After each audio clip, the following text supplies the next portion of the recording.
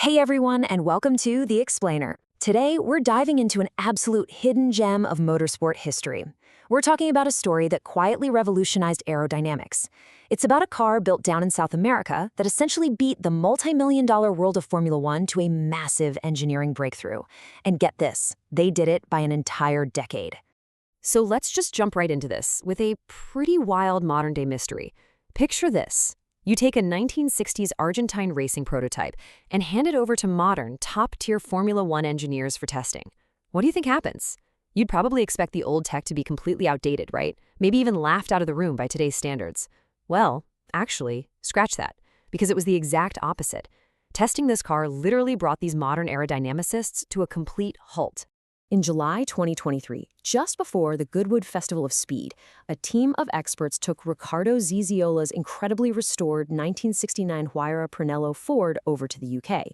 They rolled it into the Cansby Tunnel, which is this amazing facility run by Argentine engineer Sergio Rinland. It provides a perfectly controlled environment with a super smooth asphalt road. The whole goal here was to finally test the 50-year-old aerodynamic properties of this car, but doing it with state-of-the-art modern pressure sensors. And the data they got back was just mind-blowing. Former Formula One aerodynamicist Willem Tewet, a guy who spent years designing aerodynamics for Ferrari, Honda, and BMW Sauber, was absolutely stunned.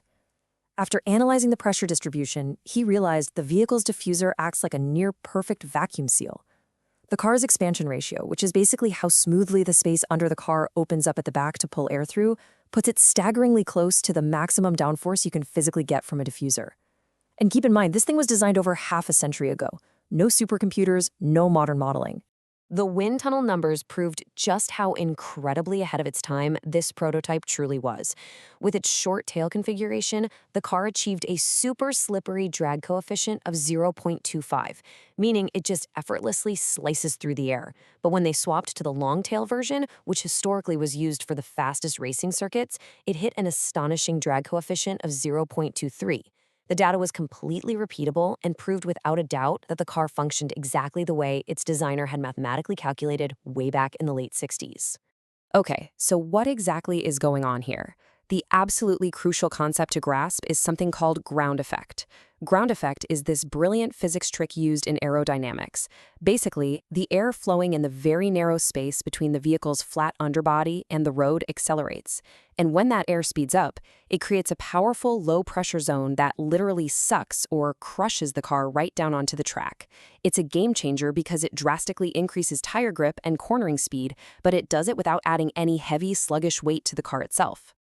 The physics of it are pretty elegant. You've got fast-moving, high-pressure air rushing over the top of the vehicle, physically pushing down. But the real magic is happening underneath. That's where a fast-moving, low-pressure vacuum is rushing beneath the flat floor. The combination of that heavy pressure pushing from the top and the powerful vacuum sucking from underneath effectively glues the tires directly to the road. If you're trying to picture it, you can just think of it as the exact reverse of an airplane wing. In aviation, engineers manipulate air pressure to create a high-pressure zone under the wing. That creates lift, so the massive plane can safely take off and fly. In motorsport, it's the exact opposite. Instead of manipulating the air pressure to lift off the ground, the car manipulates pressure to stay glued down to it. We call that downforce. Now, that whole aeronautical connection, yeah, that is definitely no accident. The absolute genius behind this revolutionary car is Heriberto Prunello, a brilliant Argentine engineer and constructor.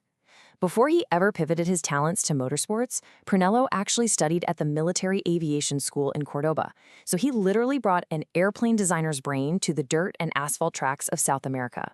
To actually translate all that complex aeronautical math into a physical race car back in 1968, Prunello didn't just guess. He utilized an Argentine Air Force wind tunnel to mathematically perfect this ground effect at a 1/5 scale.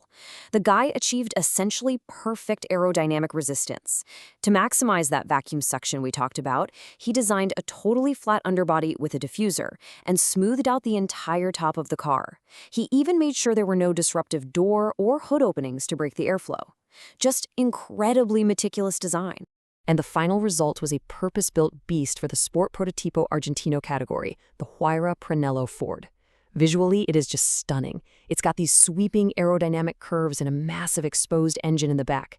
It was propelled by a heavily modified 4-liter Ford Y-block V8 engine, pumping out 430 horsepower. And Pernello was so confident in his design that to get the backing of Ford Motor Argentina, he flat out promised them the car would be among the top 4 fastest in its very first few races. Well, it completely delivered on that promise. Thanks to its revolutionary downforce, drivers Carlos Reutemann, who you might know later raced in Formula One, and Carlos Pasqualini absolutely dominated the field. At the 1969 Raffaella Oval Track, Reutemann set a staggering qualifying average of over 231 kilometers per hour. The grip was so completely flawless that Pasqualini later recalled they were taking curves at nearly 300 kilometers per hour. I mean, that kind of speed and grip in the late 1960s, it was simply mind-blowing. But here is where the history gets a little complicated. While Pernello mathematically perfected and successfully raced this ground effect technology in Argentina in 1968, the so-called elite world of Formula One didn't really adopt it until the late 1970s with teams like Lotus and Brabham. And sadly, F1's delayed and heavily flawed execution of this tech led to massive safety issues. It tragically culminated in the death of driver Gilles Villeneuve in 1982, and by 1983, Formula One had to officially ban ground effect wing cars entirely for safety reasons. So why did Formula One struggle so much with something Pernello figured out a decade earlier? It was all about how they tried to maintain that crucial low-pressure zone. F1 cars used physical skirts that literally dragged on the ground to keep the vacuum sealed. But if an F1 car hit a bump or rode up onto a curb, that aerodynamic vacuum seal broke instantly.